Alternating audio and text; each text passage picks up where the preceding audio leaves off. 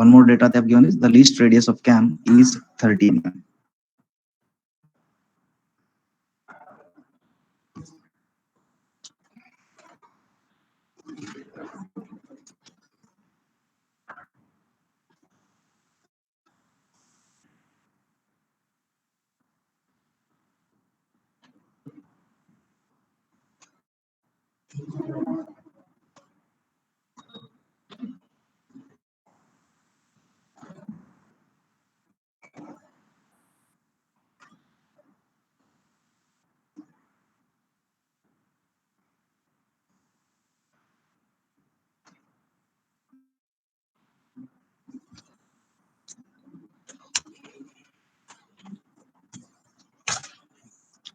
Okay, let me know if you're done with this, noting down the problem.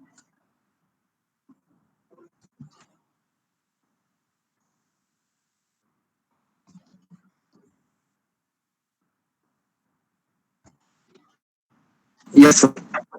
Okay, done. We'll just write down once again whatever is the given data in a systematic way. So the follower type is knife edge, which is given to us. Then they have given the lift of 45 mm. Then the rise stroke is given as 120 degrees with SHM. After rise stroke, there is a well stroke of 80 degrees. Then at the end, there is again return stroke of 80 degrees with uniform velocity.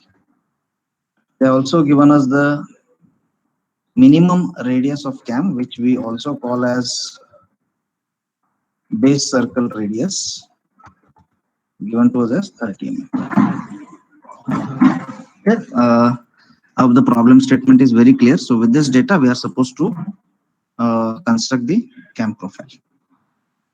Okay, now in constructing the cam profile, we will be having two sections. The first section is known as the displacement diagram, wherein we need to plot the graph of how a particular follower is going to displace for this configuration. This configuration means here we are having rise, dwell, then return. Then again after this, it will be dwell only. Okay, so for this configuration, how the follower displacement will take place, that is what we'll be doing in the displacement diagram. And then we'll construct the cam profile by using the data or referring the displacement diagram. Okay, so I hope you guys will be drawing this along with me. For displacement diagram, I prefer that you can use your book in the landscape mode and draw it. Please note that the bigger you draw it, the lesser will be the error. Okay, this holds good for all the drawing graphical methods in this entire chapter. So in the first, what I'll be doing is I'll be drawing a rectangle. Okay, I'll be drawing a rectangle whose height will be equal to the maximum lift of the follower and whose width, which I'm going to divide it in the form of 360-degree rotation. Okay, so let me show you.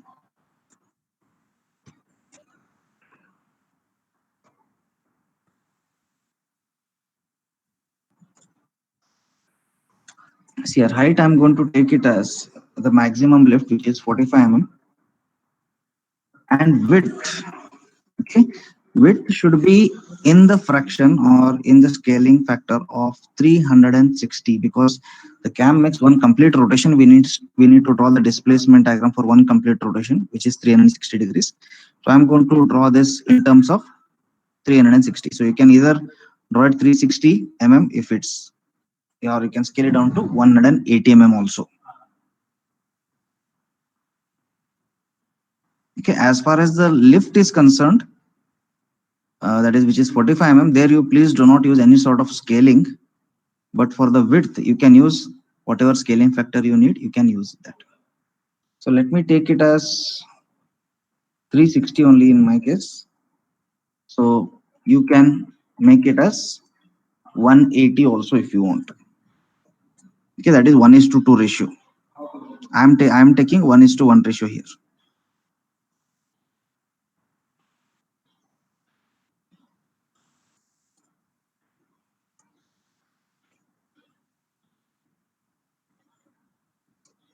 And please leave some space on the left side of this rectangle, because wherever the simple harmonic motion comes, we need to draw one semicircle on the left side of the rectangle.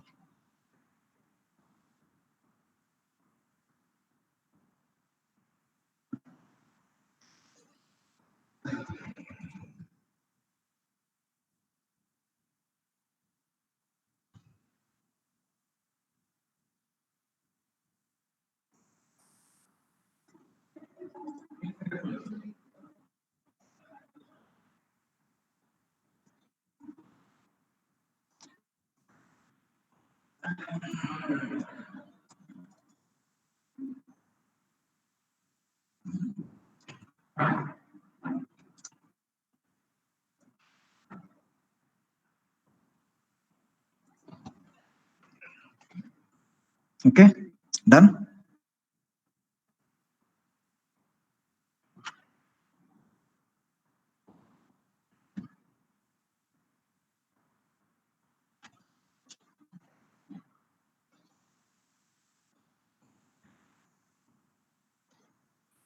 Yes, sir.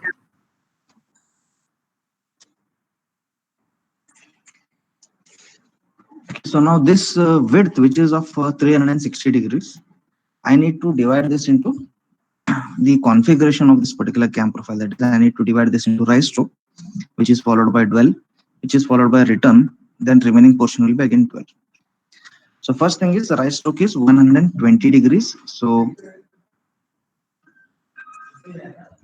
I'll mark that 120 degrees.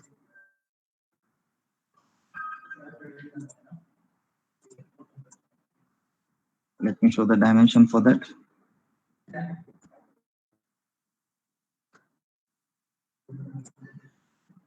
Okay, so this is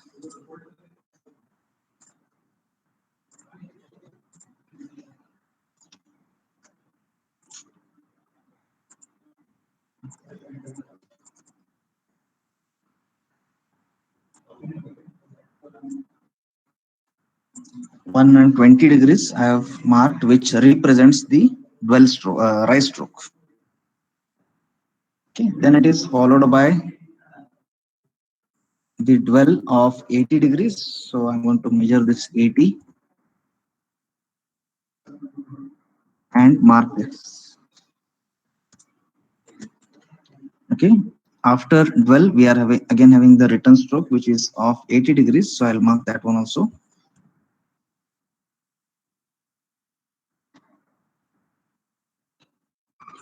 So whatever is the remaining last portion, we are not bothered about that. So we are not mentioning any degrees over there. So whatever is left out, that forms the dwell period.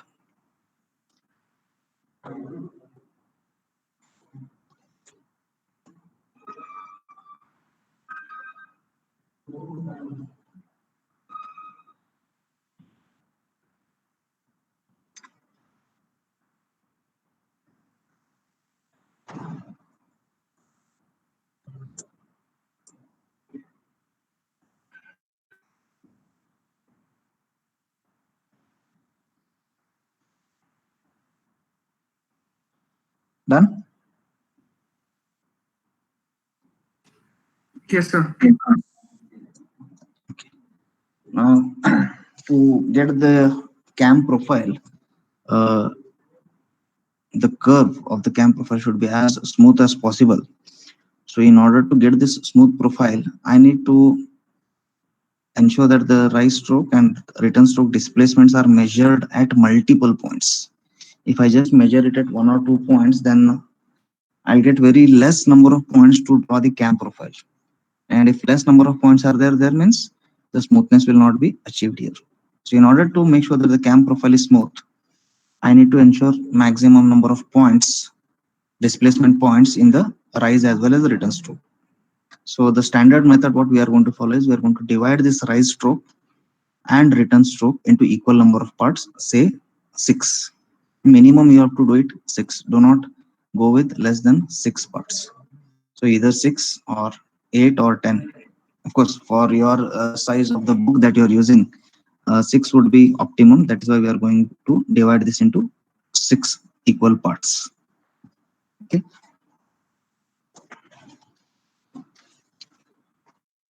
So you know this is 120 mm or whatever scale you have taken as per that scale. So that 120 mm you can divide it into 6 equal parts. So I'll be directly using here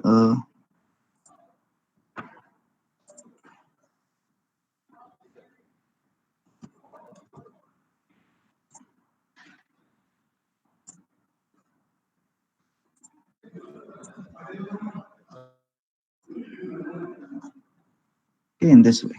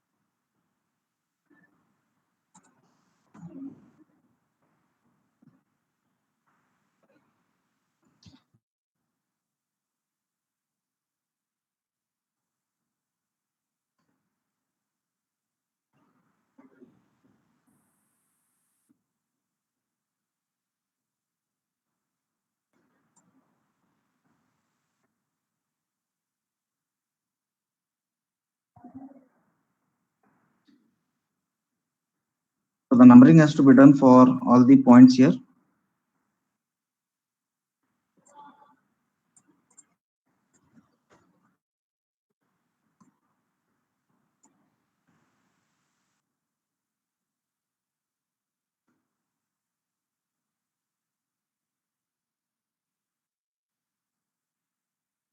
Starting from 0,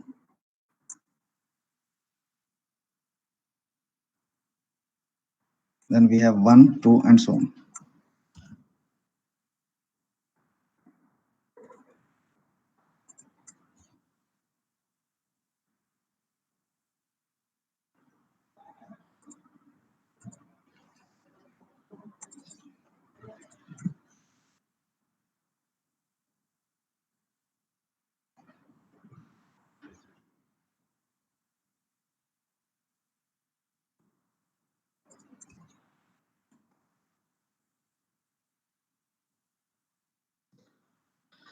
Starting from 0, you should get all these things 0, 1, 2, 3, 4, 5, and 6. So 6 parts.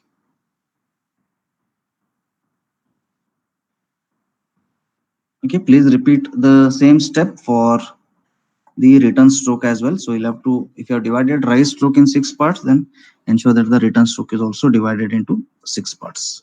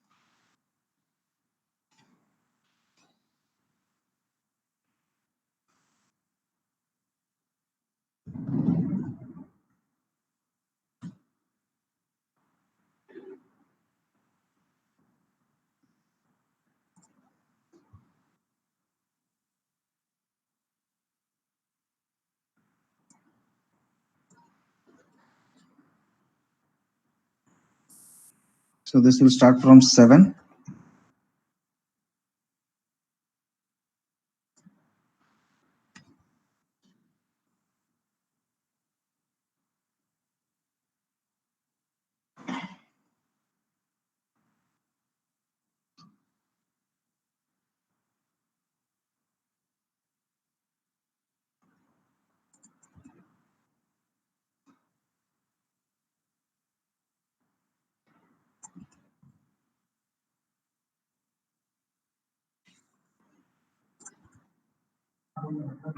So last point should be point number 13.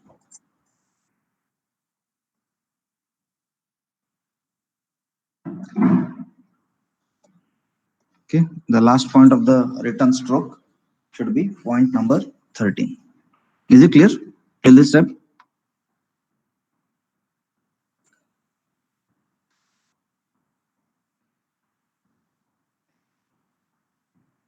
Yes, sir. The next step, okay, the basic construction of this displacement diagram is over. Basic construction. This is going to remain common for all the problems. That is, you'll have to draw this rectangle with the height and 360 degrees, divide into rise and return stroke, and divide them into 6 equal parts, and give the numbering from 0 to 13. So this is common for all the problems. Now I will draw the displacement profiles for the different strokes we are having. So there will be different varieties of motions. That is, we are having simple harmonic motion, we are having uniform velocity, we are having uniform acceleration, and we are also having cycloidal motion. So for each and every type of motion, there is a different method of how you draw the displacement profile. So first I'll take up this rise stroke, that is of which is of 120 degrees, and we need to draw the simple harmonic motion. So the method for this is we need to draw one semicircle, okay, on the left side of the rectangle as I've drawn here. Okay. And then again divide the semicircle. You need to divide the semicircle into 6 equal parts. Okay, so it is 180 degrees. You can directly get the divisions. 30, 60, 90, 120, and so on.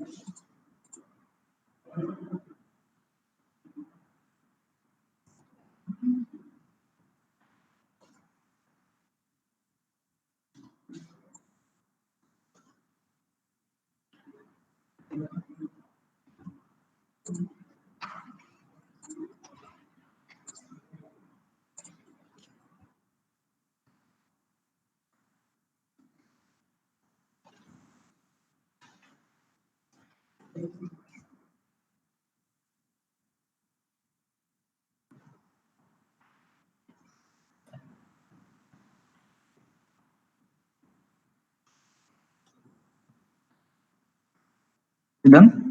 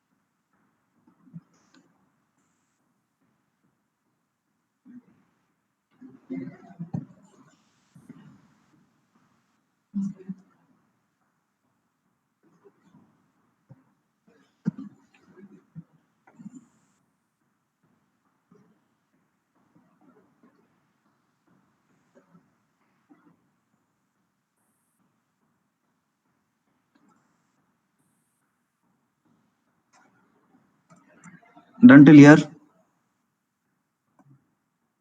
Yes, sir. Yes, sir. So once the semicircle and the 6 divisions are drawn, so the next step is the construction line we have to draw.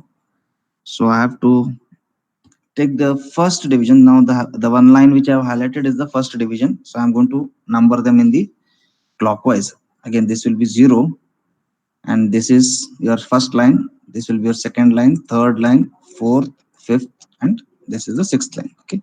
So I'm going to take the first line, and from here I will draw the horizontal line until it intersects our line number 1, that is vertical line number 1, in this fashion.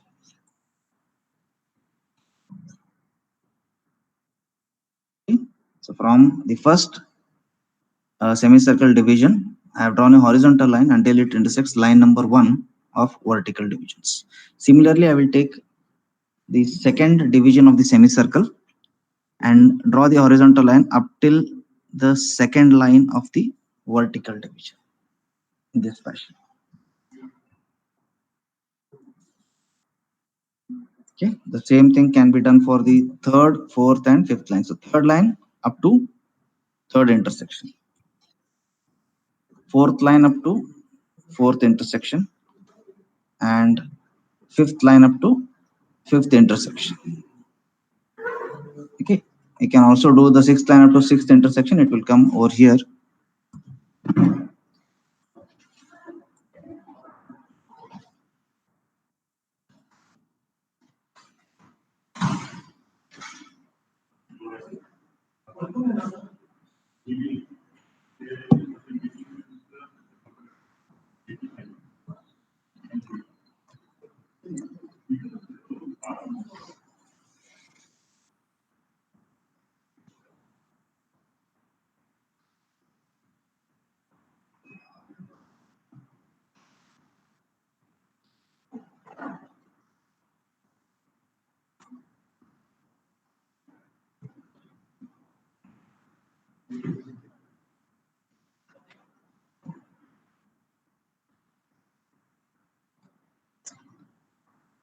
So once this is done, wherever the intersection points are there, okay, I request you to name them starting from 0, that will be P0.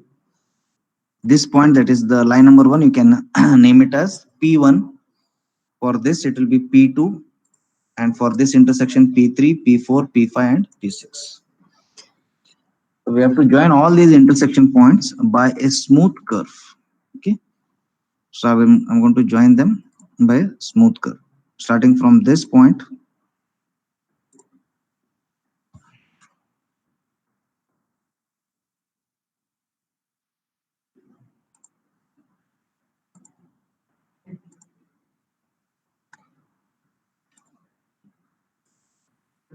till here.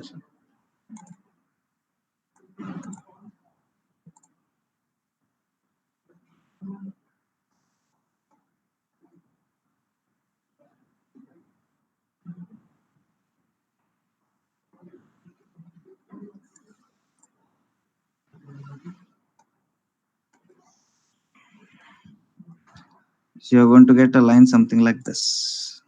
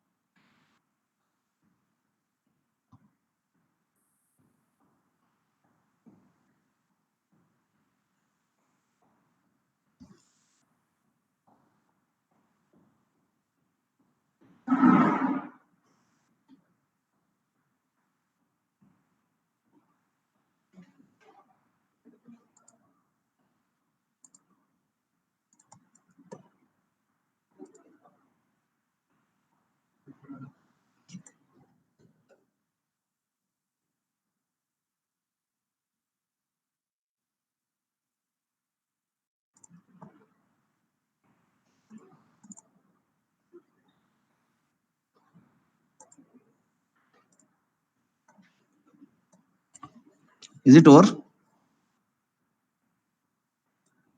Yes, sir. Okay. So you can clearly see that uh, these green lines, you can see now, after line 1, this is a small portion of green line. After for line 2, this is the small portion. So this is the small portion for 3 and so on. So these are nothing but our displacement of the knife edge follower during the rise stroke. So it starts with 0 displacement, and as and how the cam profile rotates, you can see that the displacement at point 1 is something, and at point 2 it is increased, and at point 3 it is further increased, and it goes on increasing, and up to the end stroke, so end line of this rise stroke, it gives us the maximum displacement of 40 mm. Okay, this is how the simple harmonic motion needs to be drawn. Okay, I'm not numbered here. Please make sure that this point, which are highlighted, is P1. The intersection at line 2 should be P2. Intersection at line 3 should be P3, P4, P5, and up till here is P6. Okay. Now the rise stroke is over. We are having the next one as the dwell period. What happens exactly during the dwell period? What happens to the follower motion? Okay, the follower is not going to move at all. That means it is not going to have any displacement. Why it will not have any displacement? Because during the dwell stroke, the radius of the cam is not changing. Dwell stroke is a stroke wherein the radius of the cam is going to be constant. Okay, if the radius is constant, the follower will not displace.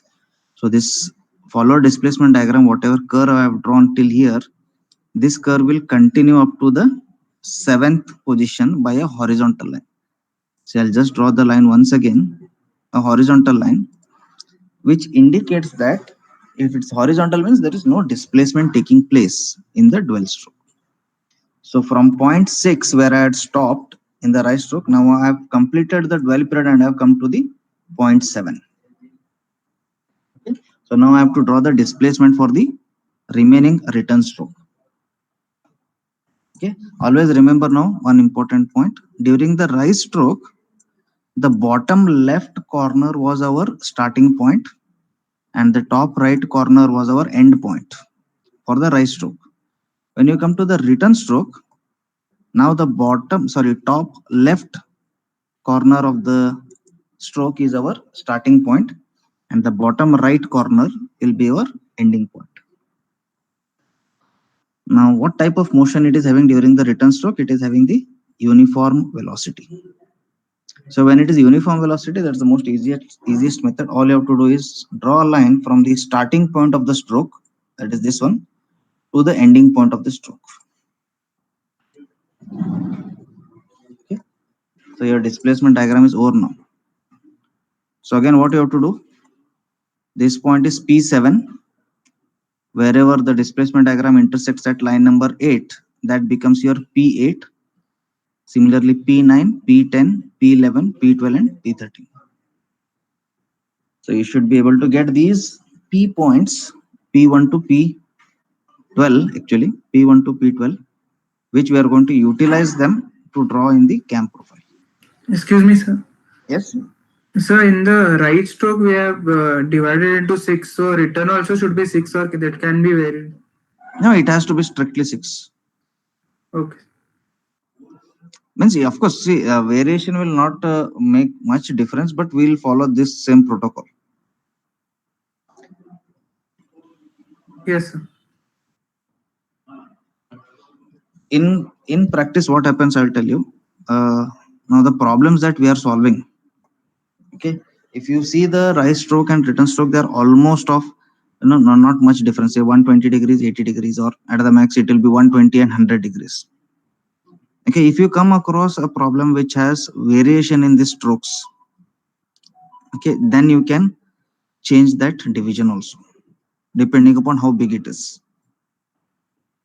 So if the rise stroke is say around 150 degrees or 160 degrees and the return stroke is only of 50 degrees, that means it is a quick return for ramming purpose. In that case, since the rise stroke is big, I'll divide it into more parts, say 8 parts or something. And the return stroke, since it is of a very small duration, I can divide it into less number of parts.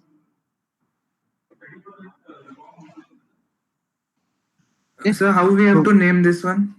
P P6, P7 and Yeah, I'll just show you. so for return stroke.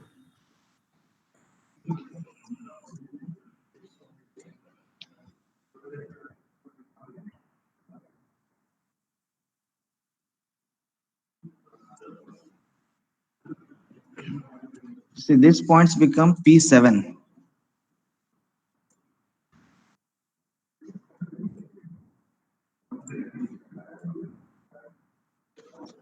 Okay. Next, this point, intersection point becomes P8.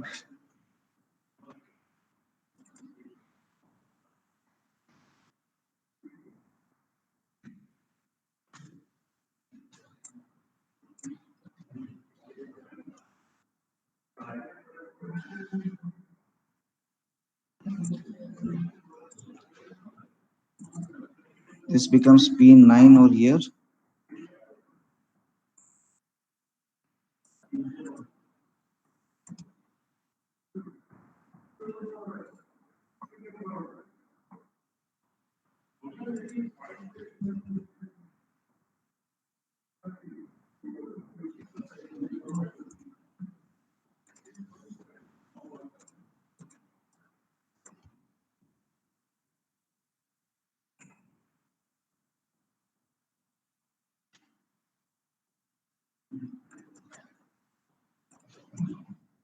P12.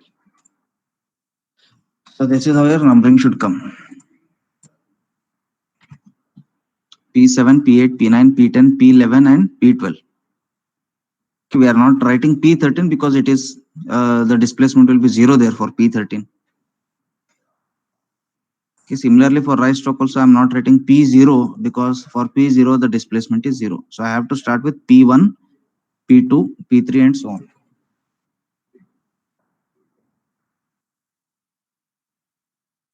Okay, so in your displacement diagram only this profile line which I have drawn in the right stroke and this line and this line. Okay, it should look dark. The main displacement profile line should be dark, rest all others are construction lines.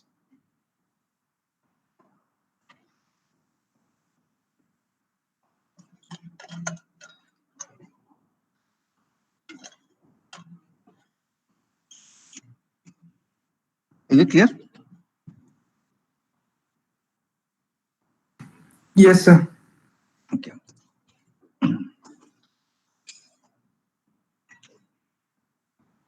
So we'll, as I'm purposely taking a lot of time here. The reason is very simple. I'll tell you. As of now, let us wind up the class because to draw the cam profile again, it will take another 40 minutes or so, which we'll be doing it in tomorrow's class. Yes, why I'm taking so much time is now if you look at this problem statement. Okay, in the next problem, what we can do is I can just simply change this instead of SHM. If I make this uniform acceleration and instead of uniform velocity I can make it cycloidal, then obviously in the second problem all the 4 types of motion will be covered, and instead of knife edge I'll just change it to roller edge, so even that problem will be covered. In the third problem what we'll do is right now we have assumed that the knife edge follower is in line with the cam axis, so it is called as inline follower. And the next problem will just make it slightly offset. So what will happen when the knife edge is offset with the cam axis? So how to draw that we'll see. And last category is we are seeing right now all this knife edge and all they are reciprocating. If at all I take the roller follower and make it oscillating, then how to draw that? So like this around 4 to 5 problems we'll be doing. But for all them, the displacement diagram will be almost similar. Only the method will be changing. That's why I've taken a lot of time in understanding this, understand this displacement diagram. Okay. So we'll stop the class here. If you have any doubts, please let me know, or else you can leave the meeting. So after this camps construction is over, so can you teach that 2-point method for slider which you had asked in OBA? Sure, definitely. Yes. Just remind me. You'll have to just remind me after the camps. We can take up Yes, that problem. Yes.